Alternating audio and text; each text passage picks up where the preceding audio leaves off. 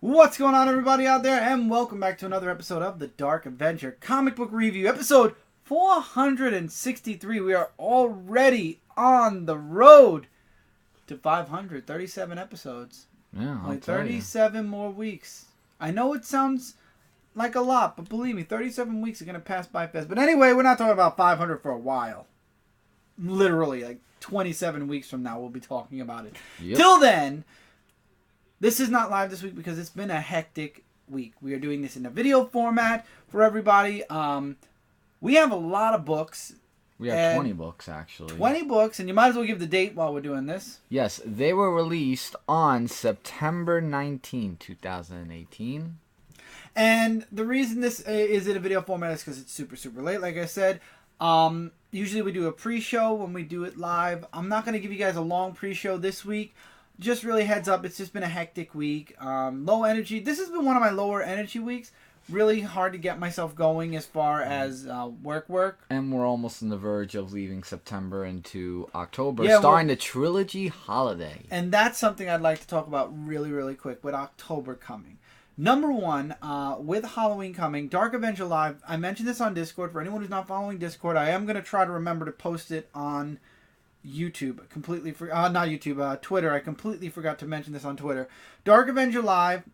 I know I should have waited a little longer instead of doing the first episode this month and then literally waiting till November. We're going to be taking 4 weeks off of Dark Avenger Live, but for a good reason. All October long, we will be doing horror streams over on Dark Avenger Gaming on Twitch. We are in the month of October. Yep. Which is the first of 3 holidays. And what I'm going to be doing is I'm going to be doing some horror streams. We have Amnesia. Friday the 13th, for anyone who doesn't own the game, it's going to be for free. It's going to be released for free for anyone who owns PlayStation Plus. So anyone out there who ordered that $70 collector's edition, save your money, pay $10 for a Jason mask, and literally get the game for free and buy the DLC. I think the DLC is like, what, I think that's a nice throw-in, the Jason mask. I think that's a nice throw-in. Well, for $70. Well, I'm just saying, it's just, yeah. Yeah. So we got a bunch of horror games. I am looking into Little Nightmares and a few other horror games we don't own yet, but there are a lot of horror games we do own that even if we played it like Resident Evil 7, we have all the DLC that we can still touch on. So There's a lot of horror games we have in our collection already. We might get 1 or 2 new ones, but for the most part, we're going to be doing horror games all month long. Halloween, I'll figure something out. I don't want to announce it yet because I don't really know where I'm going to go with October 31st. But October, there will be no Dark Avenger Live. However, if you're not following me on Twitch, definitely follow on Twitch because there will be several horror streams. As a matter of fact, there might be a couple of new game streams like Tomb Raider. I did get Forza. We might have those, in between, but there will be a main focus on horror streams for 2018 October. Yeah, and as well as probably a Halloween for my channel because it's every year I always do. Oh, I know that's your annual channel thing. Yeah. So that's really the only news I could say for the channel right now. So I'm sorry we gave you 1 episode of Dark Avenger Live. Mike missed it, and we're gonna kind of take a 4-week break, but it's for a good reason. Come November, we will be back with Dark Avenger Live on Mondays, of course, unless something happens. And we'll have a lot to talk about there, too. Oh, yeah, and we're already thinking about ideas for Brooklyn Boys because we always do a 25 days of for December, so we're going to figure out what we're going to do this year. Obviously, it will not be another Mario Maker. Please I can don't. promise you that. We might do 1 episode of it somewhere in the middle, but 1 episode, 1 time, 1 day. So I'd say we'll do it the first weekend. I'm not even part of the 25 days, just as a video. I'm just, yeah. Yeah, no, it will be as a video, not part of the 25 days. We'll figure something out. We've been doing Pokemon cards. We could do 25 packs in 25 days. The 25 packs of... We could buy a booster box and do the 25 packs. We'll have to think about it if a booster box comes out. Let's think about it first. We'll think about it. We don't know yet. We're still, as you can see, we're still thinking about what we can do. But yeah, that's really a big thing that I wanted to make mention of, and really that's about it. Everything else, next week we should be back on Frontline Live, and I will be back on Zone 4 Podcast. I'm recording this on Friday. This should be up on Saturday morning. You should be watching this on Saturday morning, unless you see it as I post it, because it's going directly up tonight once I post it, but it's already almost 12 o'clock in the morning, so it's going to go up on Saturday regardless. So for anybody who watches it, whenever, it's going to be up once we're done recording it. That's really it. So Dark Avenger Live's taking a 4-week break, and Dark Avenger Gaming on Twitch. Follow it. Horror Fest starting October 1st. We've got a lot of horror games. There's going to be some repeats. I might do another Soma. Soma updated to a safe mode now where we can actually watch the lore instead of always having to worry about being killed by monsters. I already tested it out. Probably It's that's very why true. they're doing the updates. For that reason. Well, Xbox got the safe mode first, but yeah. There's a lot of stuff coming, so just stay tuned. But hopefully the review will be back. If more than likely it won't be. I mean, with Mondays not having Dark Avenger live, if we finish our books early, we might do a review on Monday. But for the most part, we might keep the books on Wednesday still. Keep it as a Wednesday review. Just depending on, Depends on a lot of things, and there's a lot of controversy. One of the books in this review this week has a lot of controversy behind it, and I'm going to throw it out there now. I won't be harping on it, because at this point, I think the news has blown it so far out of proportion that's why DC is not making even reprints of the book, because there are people for it, there are people against it. I'll talk about the book when we get to it, though, and you already know what it is, I'm sure, and if you watch Frontline Live, you already know. If you'd like to see a discussion of it, unfortunately, we weren't a part of it, but you can go check out Frontline Live. I heard about it, though. I did share my opinion on Twitter about it, so you're welcome to see my opinion on that specific part of the book there. But let's get into this review. We've already given you guys 6 minutes of a pre-show, which I think is really good for a regular show. So we're going to get into the indies first. Terminator Sector War issue number 2, still being chased after by the Terminator, and that's really what this issue is. She's on the run from it, and she gets found by a gang who doesn't like police being in their area because their boss, is a high up crime lord who has a bunch of guns or whatever. So the end of the book has her running to this guy, hoping that maybe there's a way he can protect her, and she tries to stop the Terminator. A lot of people try to stop. So what's the Terminator. woman? This isn't Sarah Connor? No, it's not Sarah Connor. Oh. And it doesn't work. So hopefully this guy will have the firepower to stop this Terminator. It's a nice story. It's a nice side story. I'm enjoying it. The artwork is interesting. Not the same as the cover art, but I'm enjoying this mini, what do you call it? The mini Terminator. Series, Yeah, sorry. I'm just watching Tommy at the same time. Tommy is in the background. Mm-hmm. Hello. Hi, Buffy the Reckoning, the final issue of the final issue of season 12, and the final... Oh, it's the final issue of season 12? Wait, it gets better. And it's the final issue from Dark Horse. Really? Buffy the Vampire Slayer, for those of you that didn't follow the news, which apparently you didn't, has been bought by Boom Studios.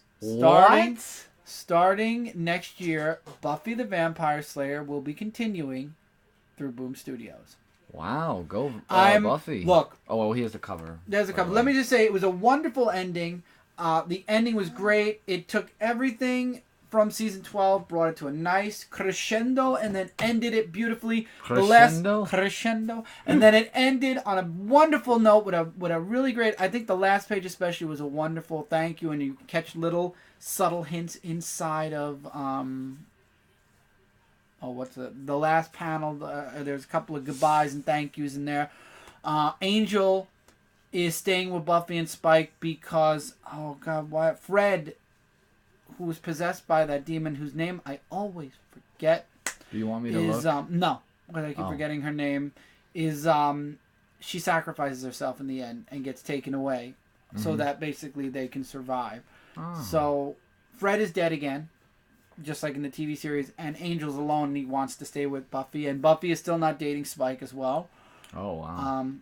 So I think it ended on a really nice note. Now, Boom Studios is going to be taking over the Buffy franchise. Now, what I was worried about was Buffy was being canceled because of the new TV show that they're trying to start. Which, by the way, as we're talking comics, pop a nice cold one. Gotta pop it like it's hot, right? Yes, it's Pepsi. But anyway, I thought they were ending it for that reason. I thought they were going to start the franchise over, new characters. We all know what kind of Buffy they're looking for, etc., etc. And I thought that's why they were going to end the Buffy series, because they wanted a fresh slate. Kind of like why Marvel ended Fantastic Four, because they didn't want people to keep messing it up in the movies. In this case, Buffy's starting over, and they didn't want the old Buffy to clash with the new. Which I was wrong. And I'm kind of glad I was wrong, because Boom Studios is going to be taking over exactly where, not right where this Buffy leaves off probably. Probably they'll be starting their own, but it's going to have the same characters. Right. Sarah Michelle Gellar, stuff like that.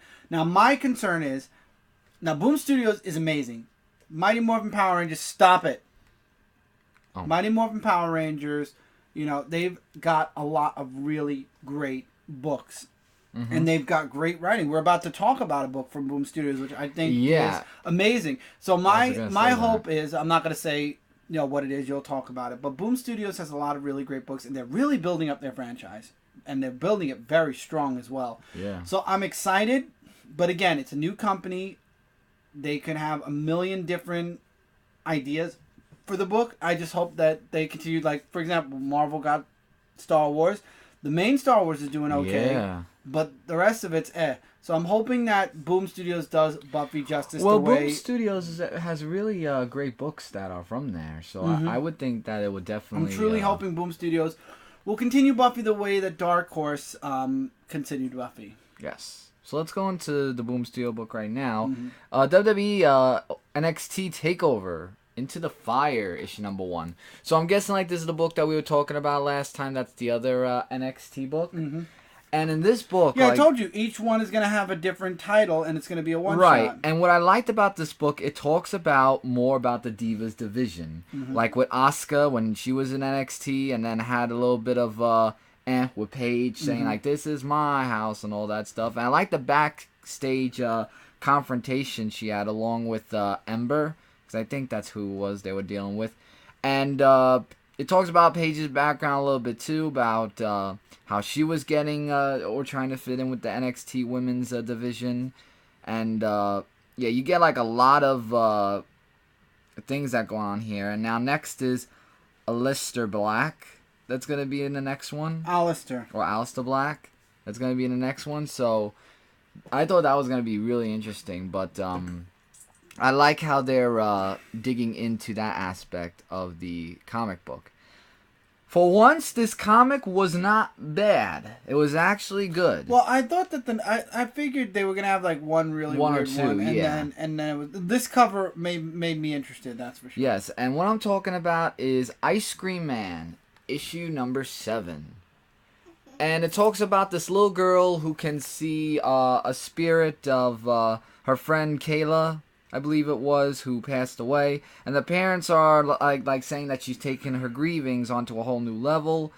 And she's like saying, Lucy sees Kayla, yeah. So Lucy hears Kayla wake her up in the middle of the night to go into the woods. And when they go into the woods, they meet up with this stranger who...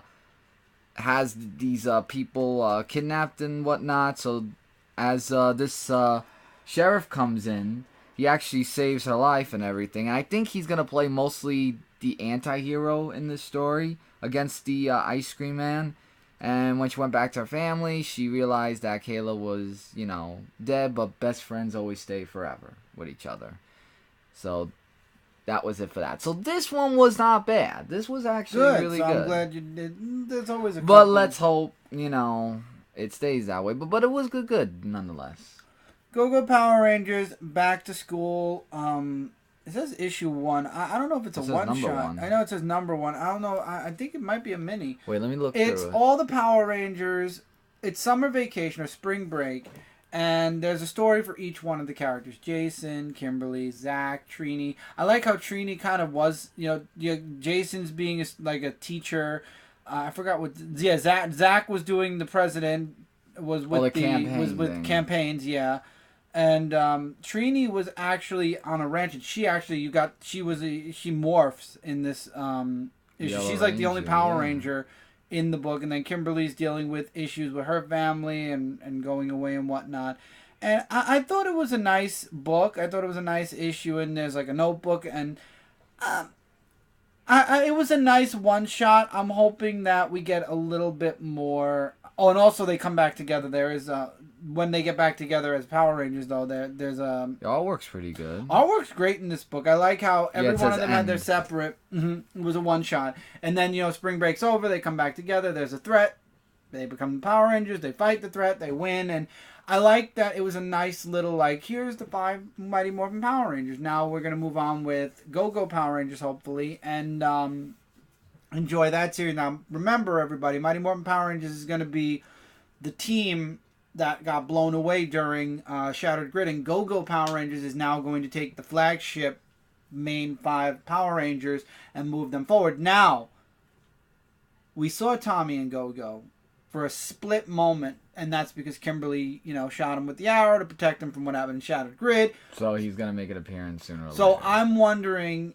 if they'll reintroduce the Green Ranger, if they'll redo Green with Evil, maybe, or if they'll skip it. But wait, they might go into the White Ranger probably if he was Green with Evil. Because remember the Green? No, he wasn't. But he didn't. As much but he wasn't. But he didn't become the Green Ranger. Oh, he didn't yet. Oh, so then maybe they might. So my inquiry is: are they going to skip it and go back to the main 6 Rangers? I mean, where will Go-Go start? Now, obviously, you could read previews and find that out. I don't really like reading previews, just because I feel like, especially in Power Rangers kids right now, where are they going to go? We don't know, but if we read the previews, we'll know kind of where they're going to go, especially because previews is 3 months in advance. So we'll know where the Power Ranger book's going. So I like to be a little surprised. So we'll wait and see what happens. Yes. We're in the last issue of Jeepers Creepers, issue number 5. I'm actually surprised it's still going on. Well, it's the last issue. If you didn't hear me, just no, I'm surprised it made it to 5. Yeah, and this was kind of a little weird. That it talks about this guy who was with the Dragon Lord, and with all the blood and everything, and have him kidnapped. And this part, I don't think you want to see it because you're drinking that. So yeah. So he's trying to kill him, and he's actually being one step further by beating him, well, especially with a spoon. I thought that was pretty funny. But he just gets him, and then he wakes up in a hospital, but it wasn't really a hospital. It was just a little scenario, and yeah, that's the end. Which is kind of like just Jeepers Creepers. Where'd you get those eyes? That's the part where when I saw that, I'm like saying, oh, they're referring to the song, aren't they? If you've seen Jeepers Creepers, but we don't talk about the movie. I didn't like that movie at all. The second one was but the first one we don't talk about. The second one was because the second one at least ended the franchise. Yeah, Shadowman, issue number 7. Was there a Jeepers Creepers 3? No, I don't think so. I don't remember there being Jeepers Creepers 3. I hope not. I truly and honestly hope there was never a Jeepers Creepers 3. But this is actually talking about Jack's adventure of with the LOA connected to him and trying to find his way back to his Earth or his universe, really, because his wife has been trying to get him. And the torture that he goes through in order to get back was really... With the LOA, like it's like a really strong entity that powers up Shadowman. And that's really the basis of the book. Like, it was dialogue heavy a little bit, but with Dr. Mirage that's there. Mirage. Is it Mirage or Mirage? I don't know. I think it's Mirage. Well, anyway, they both get back together, and it's to be continued in the next one because Jack Boniface is alive. So that is going to be something really interesting with Jack Boniface because he was like the main Shadowman of that. So, really good stuff in this one. TMNT 86. I can sum this up in a few words. What's his name? Bishop attacks Burnow Island. The Triceratons and Utroms work together to try to stop them. You have Baxter Stockman teaming with Bishop and still running for mayor, by the way. Or was it president? One or the other. The Turtles find this out thanks to April. Now they're going to go and help protect their friends on Burnow Island. And we get to see them teaming up with the Mutanimals because I think finally, after about 20 issues, Slash is about to be saved by his friends from Bishop. I hate seeing Slash being manipulated by Bishop. I just wonder if, after he's freed, if his mind is going to be messed up again like it was, or if he'll still be the same person he was before being mind wiped. I don't know, but Bishop, I can't wait to see his downfall, and I'm hoping we see it before issue 100. But we see each turtle being called in. They're told what's going on, and they're ready to go to Burnow Island. And then we also find out that Krang's father has been preparing for this war and is now ready to fight for Burnow Island. And that's how the book ends. I've been loving TMNT. 86 issues, 86 months. That's crazy thinking about 86 months Yeah, because it's a monthly issue. Yeah, it's a monthly series. And we have a macro series, which should be starting, dare I say, I think it's starting this month. Because every month I remember getting, I think this month is the first. I think I just did our previews for the month of November, and I think that was the last one. Because this month, October, November, no, December, there'll be one more. Because there's one for each turtle. There's going to be a macro book for each turtle. And they're pricey. If I were any of you, if you can get it from previews, definitely get it. Order from previews with the 35% off, because it's a pricey book. But TMNT Universe is over, so really it's just the TMNT book now and these macro books, and it's one for each turtle, and then that's it. Or you could just wait for the trade. I don't like when they buff the price up. It's a bigger book. I don't know how big it's going to be because I didn't get the first one yet, but we'll have to wait and see. Grimm Tales of Terror, Volume 4, Issue number 7, and I felt like that last week I did the issue of Grimm Tales of Terror. You did. So I think Tales of Terror is really just either we are getting them early, late, or late, and we're just getting or I don't know. Well, anyway, it talks about this guy who gets stranded out of somewhere, and he sees this arcade game, Pluribus, and he sees this woman playing it, and talks about the urban legends of Pluribus, yeah. So it talks about, how it affects their mind and how it does so many things to them. And then it talks about the guy's backstory a little bit of his life and his story. I think Donnie was his name. But, yeah. So with that, Apollo is the one that tries to get him into playing the arcade, and he does. And she does, but wow, in a way that it happened and, sucked him into the game. There's another person that comes into the bar, and that's the end for that. What a way for arcade games. It's always the twist in the end. I gotta say, I love the twist that they give in the end of the comic book. Now, this one I review for Comic Frontline, so I'm just going to keep this short and straight to the point. Sonic the Hedgehog, issue number 9, is it? Yeah, 9. So, Metal Sonic, or I can't remember how they pronounced it. Neo-Metal Sonic has the Master Emerald, and they're trying to figure out of how to get it back. So Amy comes up with a plan to get everybody on a team. I like Blaze's character where they show the Soul Emeralds, but we have to be careful because Neo-Metal Sonic could copy energy. Could you, Tommy, pass me that so you won't have to worry about holding it? Oh yeah, let me just. Thank you. I'll take it off. So, with that, they try to get onto there, and Sonic and Knuckles, in the end, as the others are finding the Robotniks, are confronting Neo-Metal Sonic, who now has the advantage of going super because of the Master Emerald. So what does that mean for the Chaos Emeralds? I don't know.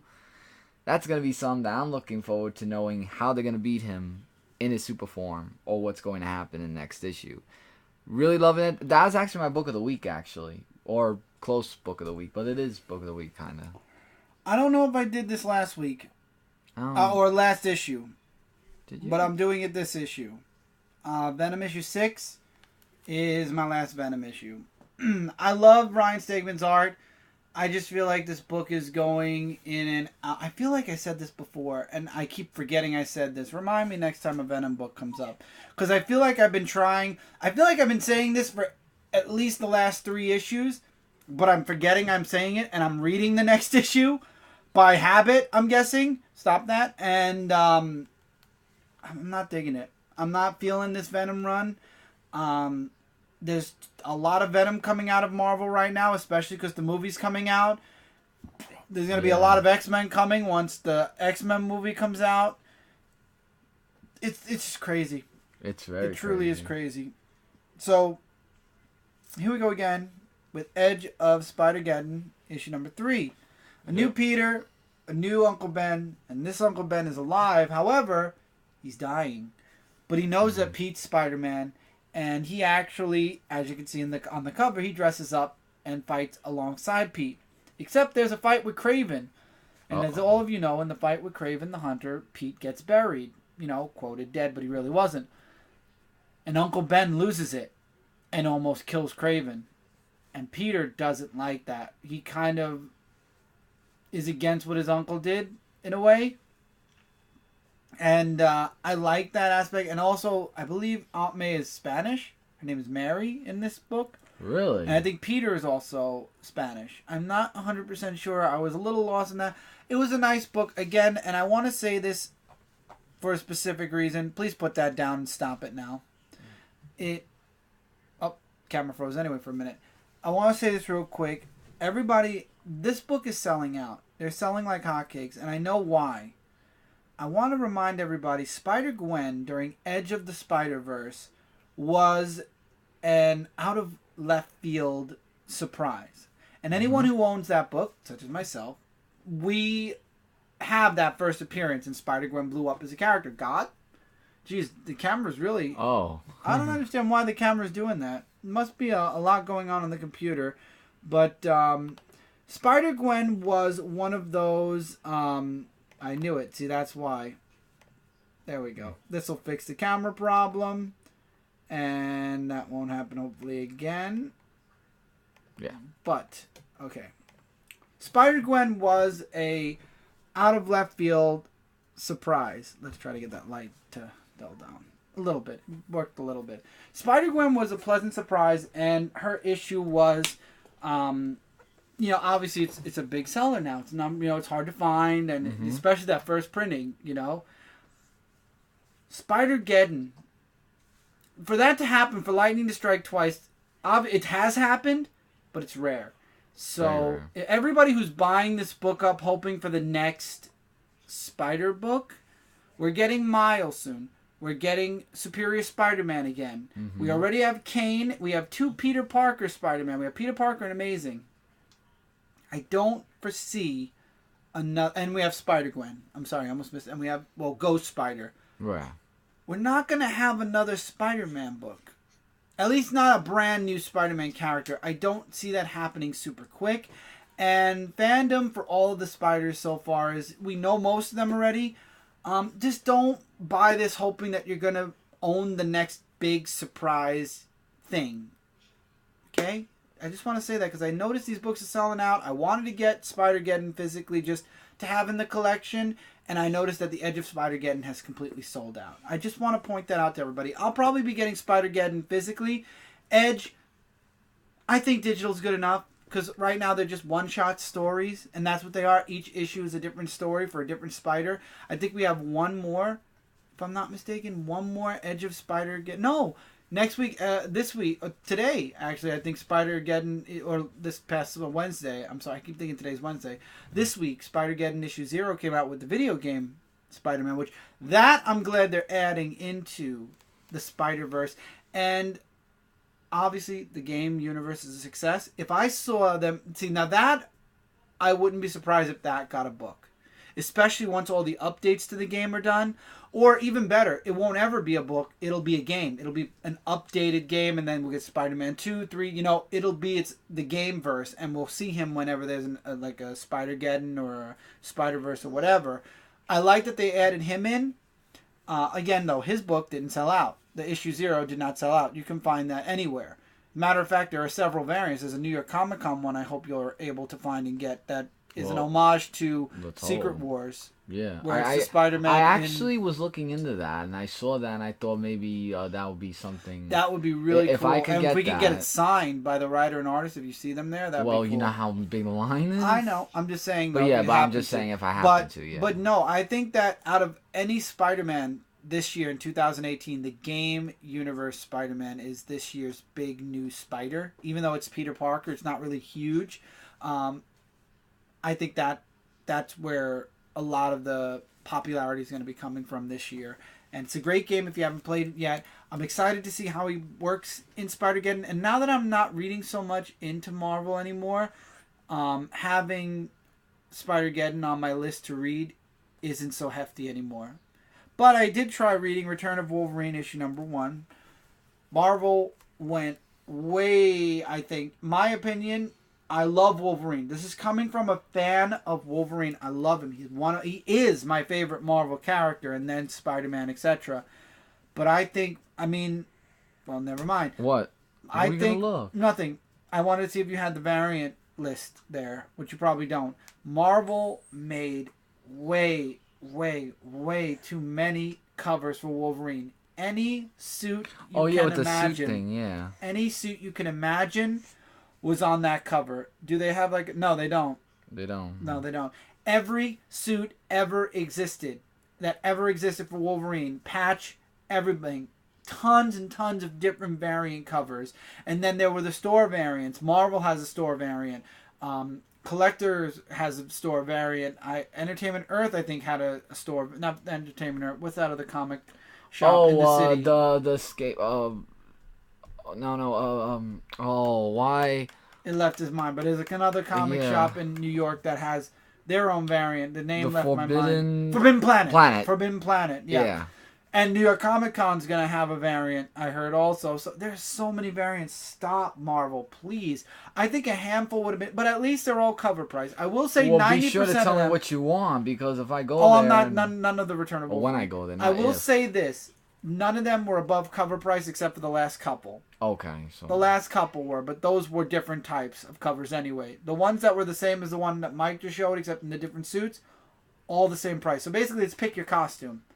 But for everybody who likes buying every single cover for a return of a character, this hit your wallet hard. Yeah, I like the cover with his Weapon X. That one was alright. But Wolverine's back, and he has burning claws. However, something happened to him that we don't know about yet, and he forgot, here we go again, everything. Not only did he forget his entire past this time, but he forgot who he is as well. He doesn't know who he is. He doesn't know anything about himself, but he's being warned about this woman. And this woman, he gets knocked out a few times, and this woman's in his mind, and she's helping him unlock all of his different personalities. And obviously, Wolverine has a lot of personalities. Patch, the hero side, which is Wolverine. He has the wild side. He has a bunch of different sides, and that's what his brain looks like right now. And he doesn't remember who he is, but he knows what's right and wrong. He doesn't know he was a hero. He doesn't know anything. He forgot it all. And I hope that this isn't like one of those, hey, we gave Wolverine all of his memories back. Now we're going to kind of undo a little bit of that. We're going to have him remember who he is, but that's it. Like, it's literally, he's going to remember being Wolverine, being with the X-Men, but his early past that he remembered, all that's going to be forgotten again. I hope they don't do that. I don't know if they're going to do that, but this entire issue, he's just stumbling around trying to figure out what's going on. He's being warned about this woman. This woman wants to help him, though, at the same time, and we know by the end of those minis, that big one-shot that she hasn't captured, and she stole his soul or something, and now he has to get it back. And I don't know. I don't know where we're going, where this book's going. And I keep seeing the video freeze. I hope that does not translate in the video. We're not going to stop it now, obviously, because we've been at this for a good while. But what I am going to do is I'm going to make sure nothing else is being used for the power. So if we have been freezing for you all, I'm hoping that I could remedy that as well as possible, because now I've shut everything down that's been on this computer, so we should not have any more freezing issues. If we do, I'm going to apologize now for it. I'm going to actually try to fix the light again. But for a first issue, it was okay. Yeah. It was all right. So we got the Amazing Spider-Man Annual of issue number 1. I like this one shot. I read it did as well. See it. I read it as okay, well. I'm reading Amazing Spider-Man right alongside of you. Oh, I did not. I thought you gave it to me because, You're reviewing it, but that doesn't mean... I don't read Peter Parker. I only read Amazing. But I like how he has his new costume that he says, of that's back when he got the black costume, yeah. Right, and he works with the Black Cat, and he talks about how it binds with him. So I think this is like... He's dead asleep. Yeah, he's out I think cold. It relates to the Venom thing that's going on and everything. So, it talks about how he's cold with his suit, and then how he, shrugs some other responsibilities. No, Mike, he's dead asleep. The suit's taking over his body. That's the suit. Well, yeah, that's the suit. The suit's making him do everything. He's dead asleep. Yeah, I was gonna mention that. I was gonna say, because this one kid says you're not talking. Usually you're a talker. That's because Spider-Man's dead asleep and the suit's using his body. And then he meets up with the Hammerhead gang and has a fight with them. So I like when he's in his symbiote costume, but what it does to him, especially this kid who's with him. I'm surprised that didn't wake him up the head by Hammerhead. I know, right? And just this ending part of it was really something. So. The suit feeling like it was rejected by a friend. Exactly. That was harsh. That was deep. The way we're doing this week's DC, as we're going into DC, I have the DC He-Man crossover. then we're going to go into digital, and then we're going to go into just DC. Yeah, and I did review this on Comic Frontline. So, Injustice vs. Masters of the Universe, issue number 3 of 6. So this will be another quickie. Right, a halfway point to the crossover. And what it really talks about, see, He-Man now has Bane's Cryptek suit, which could help him to defeat Superman in the Injustice World Superman. And, it's just everyone just trying to find out of this war that's going on, and He-Man is trying to find out with his powers what's going on, and he meets up with Lobo, Deathstroke, Killer Frost, Solomon Grundy, Cheetah, and Grodd, and he has a big fight with them, but the team actually comes to help He-Man in his aid, and you have Darkseid who comes in with his army of stuff, and you have Damian who actually tries to snap Batman out of that whole mind-controlling thing. Wonder Woman stops him, and then Superman meets up with He-Man there, thanks to Skeletor, because He-Man finds out that Skeletor's alive. I thought this would be like for the 5th to the 6th issue when they meet with each other. But I guess they're doing it a little early, or who knows how they're going to do it. We'll find out then. Really good. And this is the last, before the Death of Superman chapter. Death of Superman chapter, part 1, chapter 8. Jimmy Olsen face to face with Doomsday, and you get to see the Justice League fighting along against Doomsday. Basically, this is, if you watch the animated movie, which I finally watched it was awesome. Oh, you did? I'm gonna wait now for the Reign of the Supermen to come out, and I'm gonna do a double video, like a double. What do you call those? Duel? No. When you watch a doubleheader movie, what do you call those? When you watch a back-to-back movie, like a double movie. Yeah, it's back-to-back, isn't it? No, but there's a word for it. I don't know. I'm gonna basically be reviewing both movies together. But I will say I highly loved the Death of Superman. But this book was Jimmy's point of view during the fight with Doomsday when Jimmy called first Perry, and then they called Lois, and Lois ended up they skipped the part in the book where Lois was told by Clark that he's Superman. But obviously, for those of you that watched the movie, you know that scene already happened, but you got Jimmy's point of view this time instead of Lois's on her end. And obviously Clark's gone. He's coming in as Superman. Stop it. And Jimmy is picking Lois up. And the book ends right there, and it says, to be continued in the Death of Superman to see the fight between Superman and Doomsday. So my hypothesis is that either the next part will go into part 2, will be the funeral side, and that'll go for a couple of months before we, because this was an 8-week, because it's a chapter a week. So I'm guessing this will get its own book, or books, 2 books, and then we will go into the, the funeral, and then by then the Reign of the Superman will happen, and we'll have a digital companion for the Reign of the Superman. Yep. Alright, so we have Teen Titans, issue number 22, which was a little bit okay. Like, I'm kind of a little with the new team that Damian has for his side, but you have everyone thinking that Roundhouse is dead because of what she did in the last We're in the main issue. DC universe now. We're out of digital. We're in the main one, and they're trying to find out, like Damian wants them to go training because he feels that they should have more of the training going on to be actual, heroes in need of stuff. And you have Flash, who's trying to fit in very well as with that. You have Golden Glider, who actually comes into this issue, and she tries to help out the team for a while. And then and you have Red Hood in his new costume. I don't like how his costume looks a lot like Nightwing a little bit. Well, minus the hood or the other thing.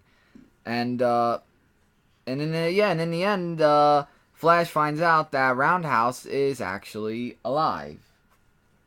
So that's going to actually bring lots of explanation of how she's alive and all this other stuff. And that's it. Batman issue 55. This is going to bring... I love how the whole issue is Robin and Batman... Well, Nightwing and Batman, and Dick's doing a lot of the talking in the book, and they're having... Dick's trying to... Just like in Batman 53, Dick's trying to break into Bruce a little bit because of the repercussions of what happened with Selina. and everything else. So you see that Dick's trying to, stick around, the dynamic duo, he's popping jokes or whatever, and then somebody leaves a note on a napkin. We get to see this other guy throughout the whole book who's missing an arm, and he's there for a job. We don't know what it is yet. And they're going side by side with Dick and Batman for a while, or Nightwing and Batman for a while, and then finally we get to the scene where Batman and Nightwing are talking to Commissioner Gordon, and we see who this other guy is, and this is a deep spoiler for anyone who hasn't read Batman or knows what's going on with Nightwing right now, and there is an impact. Obviously, it says impacting from this issue, so spoiler. The camera did it again. I really hope that it's not recording that, but spoiler. Nightwing ends up getting shot in the head. To be continued. Wow. So that's something. So, Legion, it says because Legion of Doom that, on it. yeah. And it's called Justice League issue. It's called Legion of Doom, but it's Justice League issue number 8. Stop it. Now. Yeah. So, Lex Luthor has the Batman that laughs. And he's the one that's giving Lex all of the information about that's what's been going on with the Microverse and the Legion and the Doom and whatnot. And we find out, the Justice League has this orb now, but the orb is actually a living being. And basically, Lex Luthor makes a deal with the Batman that laughs. Basically, a deal with the devil. There's a big one-shot actually coming out in, I believe that's December, with the Batman that laughs, as a matter of fact, because Batman that laughs makes Lex Luthor set him free, and in exchange for setting the Batman that laughs free, he gives him Lex the big final piece of the puzzle. And really, I gotta say this though, this book was very, very dialogue heavy, and I can see a lot of people having a problem with this book because it's a lot of talking heads. A lot of talking heads in this issue. A lot of information. A lot of stuff. Scott Snyder, please chill down a little bit with the dialogue. This was a really deep read, and I regret that this was one of the first 5 books I read, because my mind I've already forgotten a lot of what's going on. But Lex Luthor set something in motion, and this is setting up for Drowned Earth, which is going to be crossing over with Aquaman, so I will be reviewing Aquaman alongside Justice League for the next 2 months, because the road to Drowned Earth is this coming month, October, and then Drowned Earth is going to be in November. So this is all still connecting to one story arc for Justice League. Scott Snyder, please relax a little bit more on the dialogue. You are feeding way too much information at once, and I could see and understand now why a lot of people are kind of bowing down or bowing out. You don't have to show that. I'm going to show the other one. Oh. I can understand why a lot of people are falling out of the book. I know Kat was having a problem with it. I know Mike Spider-Slayer was falling off of it. It's a lot to take in, and it's a lot of talking heads. I love the Justice League, and I like the direction it's going in, even though I kind of mentioned, oh my god, the laughing Batman's back already. At the same time, though, you gotta work for fans that love the series and newer fans as well, and I see a lot of newer fans dropping Justice League because of it. I mean, I dropped Avengers because I wasn't feeling the direction that it was going currently as well. I'm more of a Justice League fan, obviously. Grew up in the DC universe, but at the same time, there's a point. And now the Justice League also has Starman, who was tortured by Lex Luthor as well, and he's kind of out for the moment, but Jean is reading his thoughts and showing the Justice League what he's seeing, and he gets captured by Lex Luthor, tortured for a bit for answers, and then somehow manages to get free. So, again, I just say the dialogue needs to be a little bit less, and we need a little bit more.